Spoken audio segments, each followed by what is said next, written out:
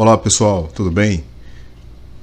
Eu sou o professor Fábio Santos e nesta videoaula eu vou abordar o tema principais camadas da arquitetura de uma DApp ou jogo NFT. Introdução.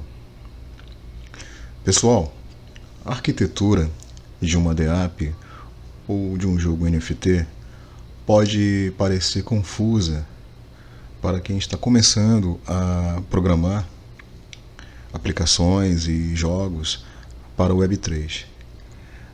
Desta forma, esse vídeo tem como objetivo principal ajudar a entender as principais camadas da arquitetura de uma DApp ou de um jogo NFT.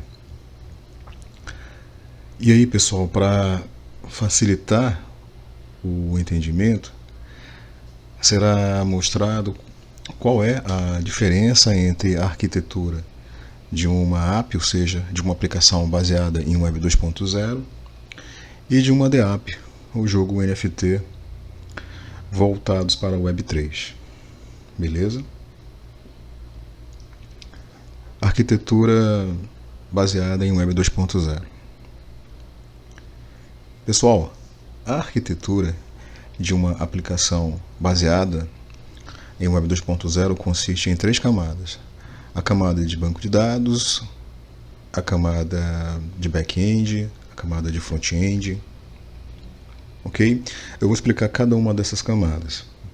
Mas antes de explicar cada uma delas, observem essa figura. Essa figura ela ilustra a arquitetura de uma aplicação baseada em Web 2.0.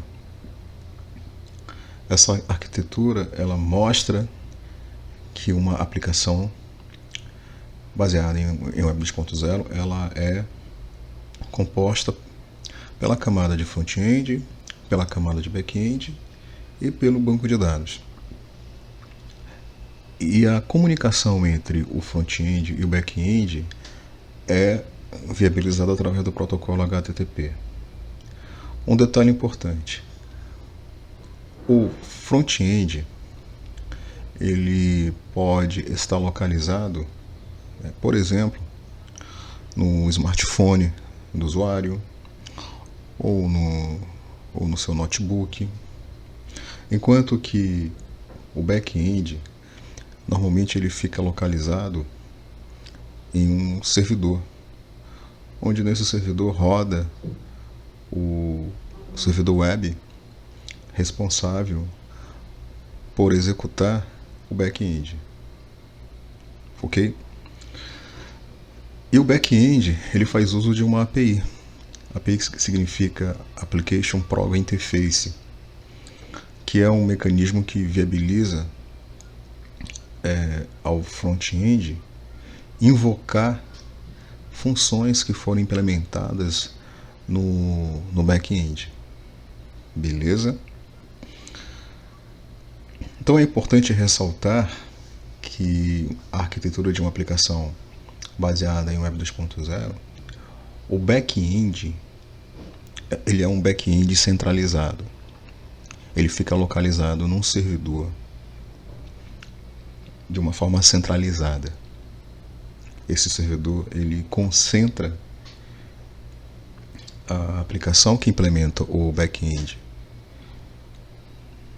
Ok? Então, pessoal, a camada de back-end pode ser compreendida como um aplicativo que ele roda no lado do servidor, como eu já falei, onde fica o servidor web, responsável por executar esse aplicativo, que implementa, pessoal, a lógica de negócios, incluindo o gerenciamento do banco de dados. Ok? Vale ressaltar que o back-end ele interage com o front-end através de uma API, que é aquele mecanismo que eu falei que faz a interface com o front-end, permite que o front-end possa invocar as funções que foram implementadas no back-end. E normalmente, pessoal, a API e o back-end podem ser implementadas, podem ser escritas por meio de linguagens como Java, Node.js, C#, Go, Ruby e Python. Ok? E a camada de front-end? Pessoal, a camada de front-end de uma aplicação baseada na arquitetura Web 2.0 é um aplicativo que roda no lado do cliente. Como já falei, um cliente pode ser um smartphone, pode ser um notebook, pode ser até mesmo um smartwatch, uma Smart TV, beleza? E aí esse aplicativo ele faz requisições ao servidor onde roda o back-end, mostrando para o usuário, por exemplo, o resultado de uma requisição feita ao back-end, que pode ser o conteúdo de uma página dinâmica. Por meio do front-end também é possível que o usuário ele possa fornecer dados ao aplicativo, ok? Que posteriormente serão persistidos no banco de dados. Pessoal, normalmente o front-end ele pode ser escrito por meio de linguagens como o HTML, o JavaScript, o CS, no caso de um front-end voltado para a plataforma web. Mas como eu já disse, o front-end ele pode ser desenvolvido, por exemplo, para uma plataforma mobile com Android e ser escrito em Java, por exemplo. Ok? E o banco de dados? O banco de dados é o componente ou a camada que viabiliza ao aplicativo armazenar dados e obter dados. O banco de dados ele pode ser baseado em um servidor do tipo NoSQL ou SQL, ou seja, ele pode ser um banco de dados do tipo relacional e não relacional. E aí os bancos de dados mais populares, dentre os bancos de dados mais populares, eu posso citar o PostgreSQL e o Mongo. Beleza? Existem outras opções, mas no momento eu lembro desses dois bancos de dados. PostgreSQL como um banco de dados relacional do tipo SQL e o Mongo como um banco de dados do tipo não relacional. Ok? No SQL. Então, pessoal, essas são as principais camadas de uma típica arquitetura Web 2.0, que é a arquitetura vigente hoje, né? Beleza. Vamos conhecer agora as principais camadas que fazem parte da arquitetura baseada em Web 3. Então, pessoal, a arquitetura de uma aplicação baseada em Web 3 consiste em 3 camadas. Também possui a camada de back-end, também possui a camada de front-end e uma camada de dados. Eu vou explicar cada uma delas e mostrar a diferença com relação à arquitetura baseada em Web 2.0, beleza? Essa figura ela apresenta a arquitetura de uma DApp, ou seja, de uma aplicação descentralizada. Observem por meio dessa figura que a arquitetura ela é composta pela camada de front-end, pela camada de back-end e pela camada de dados. Ok? De forma similar à arquitetura de uma aplicação baseada em Web 2.0, a camada de front-end ela pode rodar num smartphone, numa Smart TV, em um notebook, beleza? Já a camada de back-end, ela se refere a uma rede de computadores baseada em P2P, ou seja, uma rede ponto a ponto, que é a rede, né, que serve de plataforma para viabilizar uma blockchain, ok? Então, o back-end de uma aplicação descentralizada é, na verdade, uma rede P2P, que é a infra, né, que fornece suporte a uma blockchain. Na verdade, em uma rede P2P,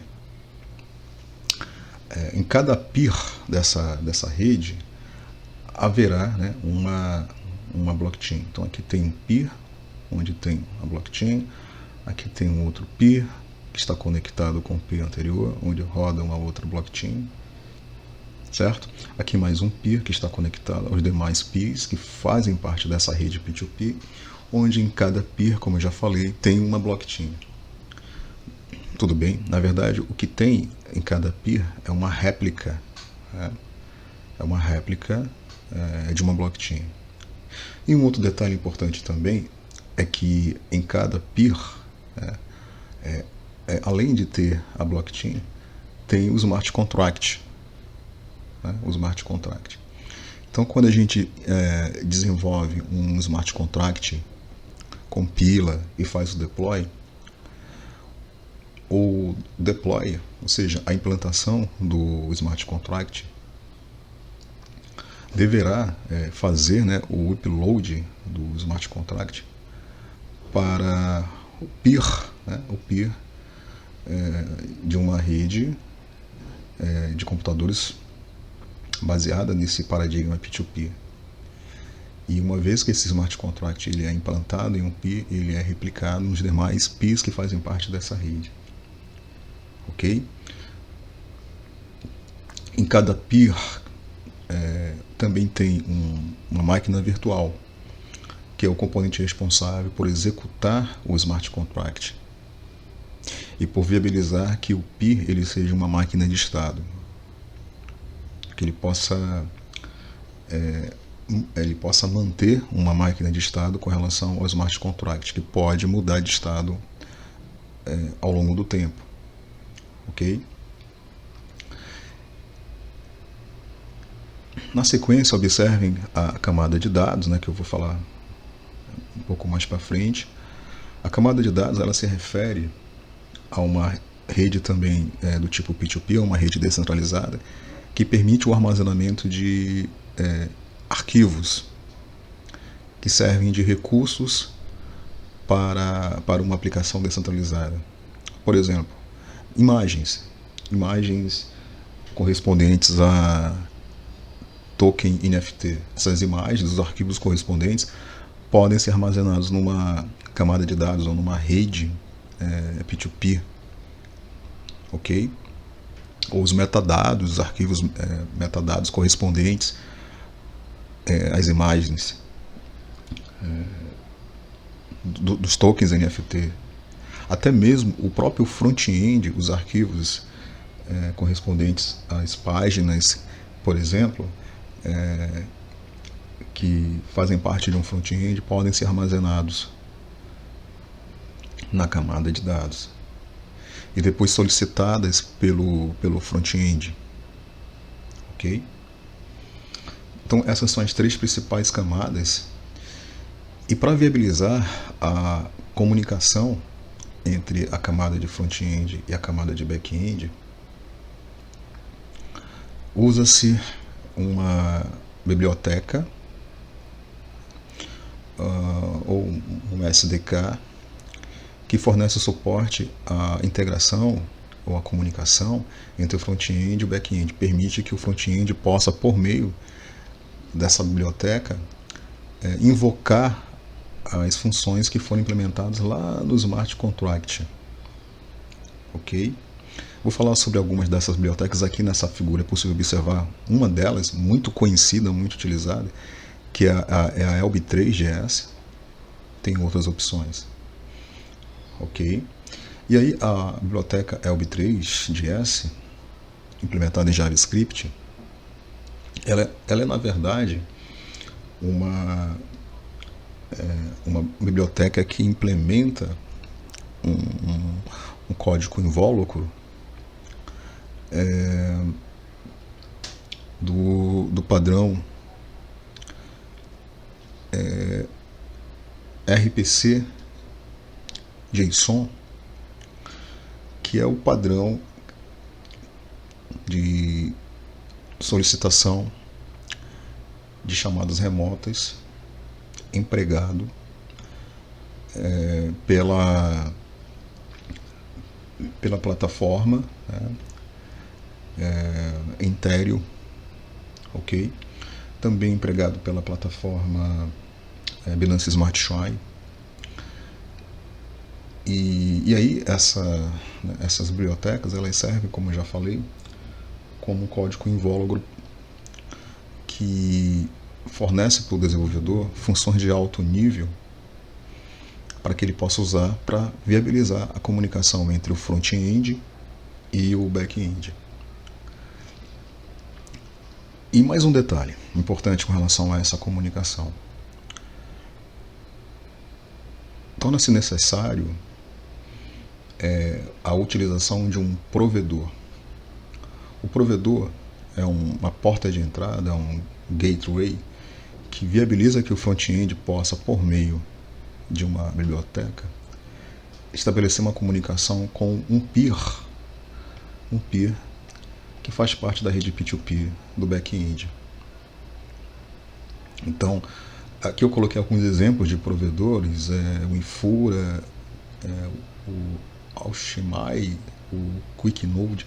Cada um desses provedores, eles fornecem um gateway, um peer, que está conectado com os peers que fazem parte da rede P2P de suporte ao back-end. E aí, como eu já falei, ele serve como uma porta de entrada para viabilizar que o front-end, especialmente a biblioteca que está sendo usada para implementar essa comunicação, possa, de fato, estabelecer uma comunicação com o back-end. Beleza? E, inclusive, o provedor, ele é usado pela carteira, que normalmente é necessária. Essa carteira normalmente é necessária para que um front-end possa, por meio dela, estabelecer a conexão com uma rede P2P que fornece suporte ao back-end, a uma blockchain. Aqui eu coloquei como exemplo a carteira MetaMask.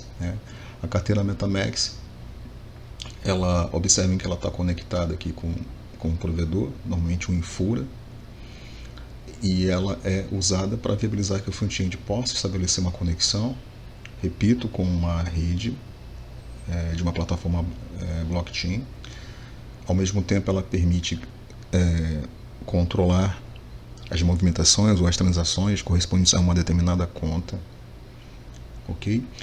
Então, essa conexão ou integração entre o front-end e o back-end pode ser direto, observem aqui, sem a figura do MetaMask, ou pode ser mediada pelo MetaMask. O MetaMask, ele automatiza, inclusive, eu ia falar isso mais na frente, a assinatura das transações. Então, quando o front-end ele invoca uma função lá do Smart Contract por meio de uma transação, essa transação precisa ser assinada, precisa receber a assinatura da chave privada da conta do usuário. E o MetaMask ele realiza ele automatiza a assinatura da transação. enquanto que nessa alternativa, que nesse caminho alternativo de comunicação entre o front-end e o back-end via somente provedor, essa assinatura normalmente ela deve ser implementada no código do script que roda no front-end, que faz uso de uma determinada biblioteca de comunicação. Deu para entender, pessoal? Beleza? Então essa é uma visão geral, repito, da arquitetura de uma aplicação baseada em Web3 ou de um jogo, certo? Baseado em Web3. Tudo bem? Então vamos lá, camada back-end, só para reforçar o que eu já falei. A grande diferença de uma DApp ou um jogo NFT é a descentralização. Realmente, se nós voltarmos, é possível destacar, né, que como o back-end é baseado numa rede P2P, o front-end ele vai se comunicar com uma rede descentralizada, diferente da arquitetura da Web 2.0, onde o servidor ele centraliza o back-end de uma aplicação baseada em Web 2.0. Já na arquitetura de uma aplicação baseada em Web 3, não existe a figura do servidor, né? Não existe a figura da centralização. Beleza? O back-end ele é implementado por meio de uma rede descentralizada, uma rede baseada no modelo P2P, composta por vários peers ou vários nós, onde cada peer ou nó tem ali uma blockchain, né? Tem o smart contract, tem a máquina virtual que vai executar o smart contract, e esses peers estão interconectados. Então essa é a principal diferença, beleza? Então, como eu já falei, devido à descentralização, não precisa de um banco de dados centralizado ou de um servidor web, por exemplo, um servidor web Apache, né, que é um dos mais conhecidos, que é muito usado na Web 2.0,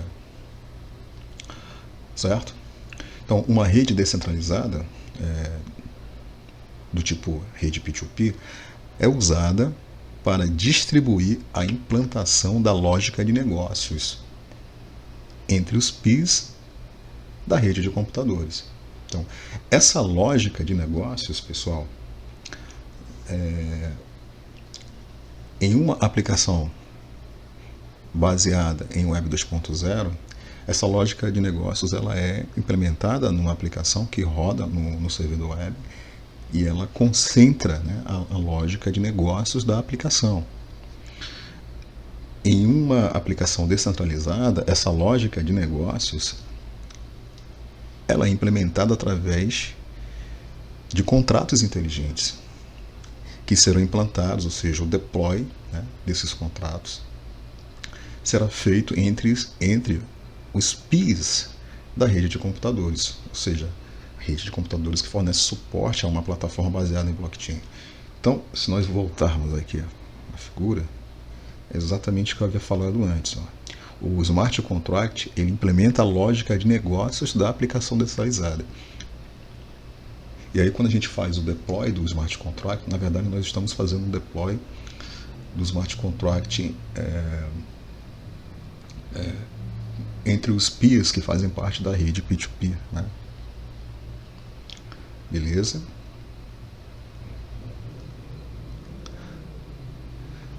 Certo? Então, cada peer possui uma máquina virtual que executa o contrato inteligente, que executa o smart contract e atua com uma máquina de estado. Então, pessoal, só para reforçar, em cada peer, né, tem uma máquina virtual, normalmente chamada de EVM, Ethereum Virtual Machine, que é o responsável por executar o smart contract e manter, né, uma máquina de estado. Ok?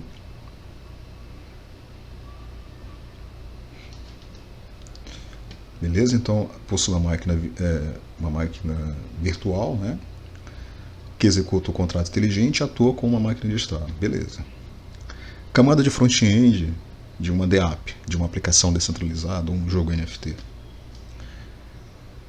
Pessoal, então, de forma similar ao front-end de uma aplicação baseada na arquitetura ELB 2.0, o front-end é o mecanismo, é a aplicação que viabiliza que o usuário, né, ou o jogador possa interagir com a aplicação. No caso de uma aplicação descentralizada, o jogo NFT, o front-end ele é focado na comunicação com um contrato inteligente. E aí essa comunicação ela vai ser mediada pelo... Deixa eu voltar aqui, ó. Essa comunicação vai ser mediada por um provedor, certo? Por um provedor. Ou pode ser mediada pelo MetaMask, que faz uso de um provedor. Aquela situação que eu tinha falado, né? Eu posso, por exemplo, implementar um script que vai fazer uso de uma biblioteca de suporte à integração com o ELB3GS para estabelecer uma comunicação com um smart contract, né, com um contrato inteligente por meio de um provedor. E esse script ele vai ser o responsável por viabilizar a invocação de uma função lá do smart contract e a geração de uma transação correspondente e a assinatura dessa transação. Já quando eu uso o MetaMask, né, essa assinatura ela vai ser feita pelo próprio MetaMask. Então eu não vou me preocupar com isso na hora de implementar o script. Beleza? O script que roda aqui no front-end.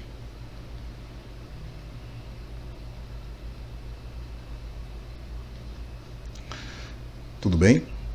Então, como eu falei, cada peer da rede de suporte à blockchain mantém o estado do contrato inteligente.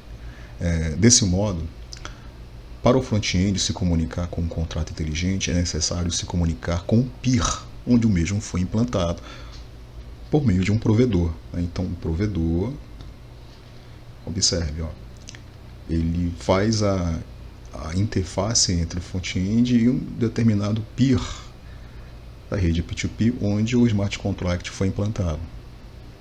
Deu para entender, pessoal? Beleza?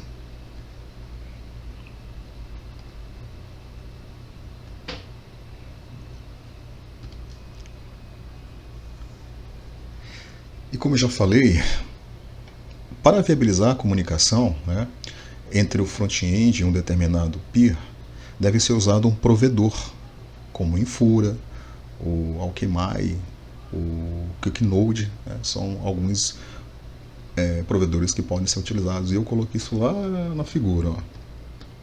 Aqui, ó, Infura, Alchemy e QuickNode. Beleza.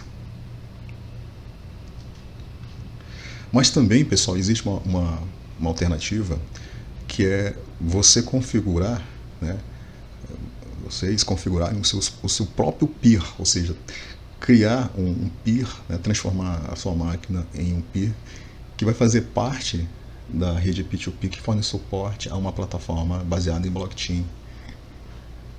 Legal, né? Dessa forma você transforma a sua máquina em um peer, executando a máquina, né, a máquina de estado, né, que fornece suporte à execução de smart contract, né? Muito legal, né? Como eu já havia falado antes, todos os provedores estão implementando especificações do padrão RPC ou JSON, né, RPC, para se comunicar com as redes de uma blockchain. E aí, normalmente as bibliotecas que são usadas para viabilizar a integração entre o front-end e o back-end, ou entre o front-end e um peer da rede P2P, por meio do provedor, essa biblioteca ela implementa as especificações JSON RPC. Então, a invocação das funções implementadas lá no smart contract, ela é feita por meio do JSON RPC. Então, RPC, conforme já havia falado, né, significa chamada de procedimento remoto. É um protocolo de requisição e resposta que define as regras para permitir que o front-end envie a mensagem para o back-end, ou seja, para a máquina remota, visando executar uma função e recuperar a resposta. Beleza? Para nossa sorte, esse protocolo não é necessário que a gente implemente. Não é necessário que a gente implemente um código, né, baseado no JSON RPC para viabilizar que o front-end possa se comunicar com o smart contract. Por quê? Repito, porque as bibliotecas de integração que a gente usa, como a Web3.js ou a Ether.js, elas implementam esse protocolo. Então elas fornecem um código wrapper, que é um código de alto nível, que nós desenvolvedores nós usamos, sem que haja necessidade de nós termos que implementar, né, do zero o código baseado no protocolo JSON RPC, entendeu? A gente trabalha a nível de aplicação, alto nível. Beleza, pessoal? E aí, quando os provedores eles estão conectados à rede blockchain, o cliente ele é capaz de obter e alterar o estado de um contrato inteligente. Então, uma vez que o front-end ele consegue estabelecer uma conexão com uma rede blockchain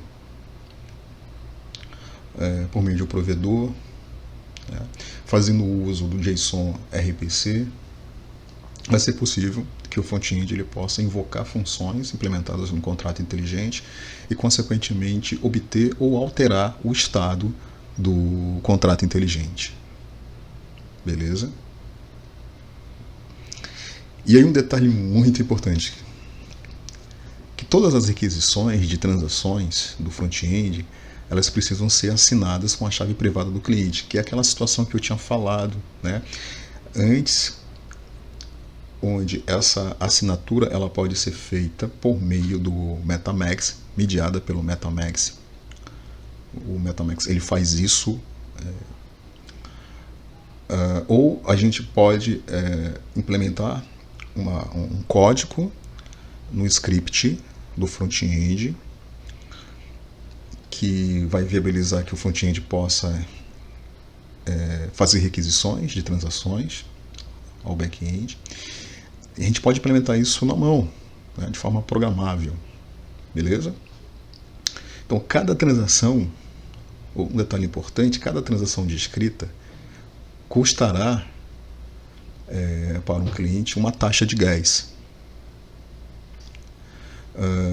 Essa taxa de gás ela é importante porque ela vai custear os mineradores responsáveis pela validação das transações, né, que são os responsáveis por manter a rede funcionando. Então é por isso que é necessário pagar uma taxa de gás quando uma transação ela é executada, especialmente uma transação que faz uso de uma função lá do smart contract que vai persistir dados, que vai alterar o estado de um contrato inteligente. Beleza? Então, transação de escrita altera o estado do contrato inteligente e, para isso, uma vez que o estado do contrato é inteligente, para isso será necessário pagar uma taxa de gás. Agora, já para a transação de consulta, não é cobrado uma taxa em virtude de não alterar o estado do contrato inteligente. Lembrando que o MetaMask ele faz uso de um provedor para viabilizar que o front-end possa estabelecer uma comunicação com uma rede de uma plataforma blockchain, como por exemplo Ethereum, BSC. Beleza, pessoal? Então, o MetaMask ele fica localizado na arquitetura exatamente entre o front-end e entre o provedor, certo? Conforme eu acabei de comentar, ele pode fazer uso de um provedor para viabilizar que o front-end possa, por meio do MetaMask, estabelecer uma conexão com uma rede de uma plataforma blockchain. Beleza. Vou falar um pouco agora sobre a integração, né, sobre ferramentas que fornecem suporte à integração entre o front-end, entre a camada front-end e a camada back-end. As ferramentas, eu me refiro a bibliotecas, SDK como a ELB3.js. Então, integração entre front-end e back-end. Pessoal, a integração entre o front-end e o back-end de uma aplicação descentralizada ou jogo NFT pode ser feita por meio de bibliotecas, SDKs, como a ELB3.js, a Ether.js, que são bibliotecas que fornecem suporte para o desenvolvimento de front-end baseado em web. São bibliotecas que foram implementadas em JavaScript, e essas bibliotecas elas implementam o código wrapper ou implementam as especificações do protocolo JSON RPC, que é aquele protocolo que contém um conjunto de regras que regularizam a troca, né, de mensagens entre o front-end e o back-end. Beleza? Então, se vocês forem desenvolver uma aplicação descentralizada ou um jogo NFT baseado em web, tem as opções de usar a ELB3.js ou a Ether.js. Nas minhas videoaulas sobre desenvolvimento de front-end para aplicações descentralizadas, eu vim usando a biblioteca ELB3.js. Eu vou ver se eu gravo alguns vídeos usando a biblioteca Ether.js. Agora, se o front-end que vocês forem desenvolver, se ele for baseado em Unity, eu coloquei aqui 3 opções de SDKs que podem ser usadas para oferecer suporte à implementação do front-end e viabilizar a integração entre o front-end e o back-end, que são os SDKs Web3 e Unity, que eu venho usando bastante nas minhas videoaulas, especialmente para implementar front-end que estabelece uma integração com back-end baseado na plataforma BSC, Binance Smart Chain. Lembrando que o Web3 também fornece suporte à integração com uma rede da plataforma Ethereum. Também já mostrei como nós podemos usar o Ethereum, que é uma outra opção, que ela fornece suporte para a implementação de um front-end baseado em Unity e baseado numa integração com a plataforma Ethereum, né? E tem também a Loom Unity SDK como uma outra opção. Pessoal, na arquitetura de uma DApp, a biblioteca ou SDK que fornece suporte à integração entre a camada de front-end e back-end deverá ficar localizada justamente na camada de front-end. Beleza? E aí, dependendo para qual plataforma o front-end será desenvolvido, uma determinada biblioteca ou SDK deverá ser usada conforme eu comentei, né? Que poderá ser a ELB3.js, a Ether.js ou a ELB3 em Unity, Ethereum. Beleza? Então, com relação a ferramentas de suporte à integração entre front-end e back-end, era isso que eu tinha para falar. Eu vou falar um pouco agora, pessoal, a respeito da camada de dados. Camada de dados.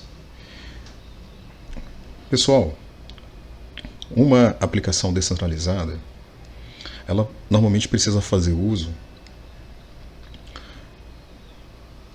de um componente, né, de um mecanismo, de uma solução que viabilize que essa aplicação ela possa armazenar dados. Os dados eles podem ser armazenados numa blockchain. No entanto, armazenar dados em uma blockchain pode ser bastante caro, devido às taxas de gas que são cobradas correspondentes às transações. E vale ressaltar também que armazenar dados em uma blockchain tem aí um limite de tamanho, né? Então, existe aí uma solução também baseada em descentralização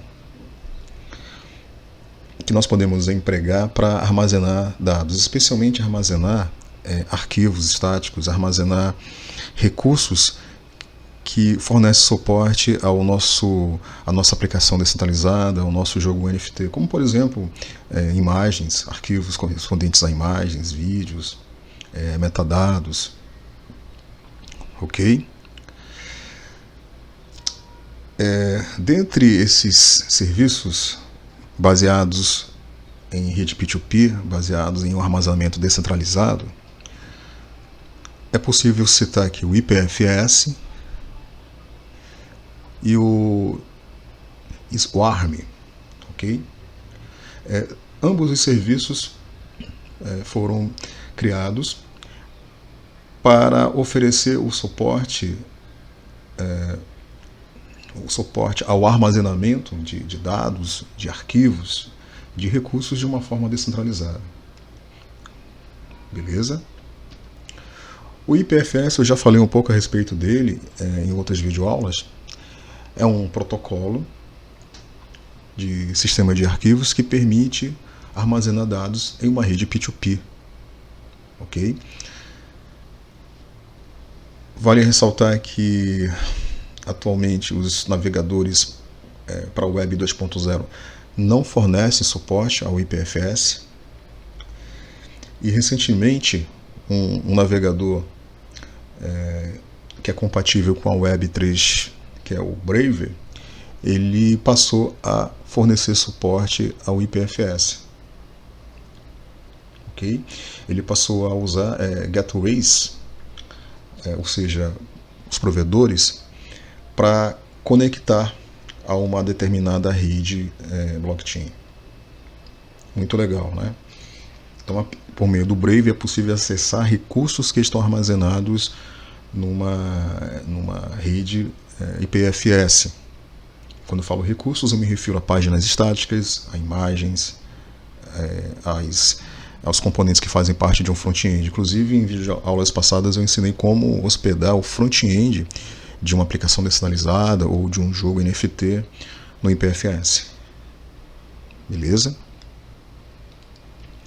E o Swarm é semelhante ao IPFS, com uma única diferença, que o sistema que sustenta esse serviço é implementado por meio de um sistema de incentivo que emprega contratos inteligentes hospedados na blockchain Ethereum. Beleza? Então, se é necessário criar uma aplicação que ela seja descentralizada, ou seja, completa, é interessante pensar na possibilidade de hospedar também o front-end em um desses serviços, viabilizando o armazenamento descentralizado do back-end e do front-end. Ok? Então essa é a nossa arquitetura geral, vamos dizer assim, né, de uma DApp, de uma aplicação descentralizada ou de um jogo NFT, baseado nas camadas de front-end, back-end, camada de dados. Creio que deu para notar as principais diferenças entre a arquitetura de uma aplicação descentralizada ou um jogo NFT em relação à arquitetura de uma aplicação baseada em Web 2.0. Ok? Conclusão. Pessoal, eu espero que vocês tenham gostado desta videoaula. É uma videoaula que ela tem aí um perfil mais de engenharia de software, né? Mais de projeto de arquitetura. E o meu objetivo foi esse, né? Foi exatamente tentar, né, de alguma forma ajudar no entendimento a respeito das principais camadas que fazem parte de uma arquitetura, de uma aplicação descentralizada ou jogo NFT. Ok? Se vocês gostaram deste vídeo, eu peço a gentileza que dê um like para ajudar a gente e também compartilhem, né, com seus colegas. E conto com o apoio de vocês, pessoal. Agradeço muito se vocês puderem apoiar o canal, para que a gente possa continuar com esse trabalho, gravando esses vídeos, ok? Um forte abraço, pessoal.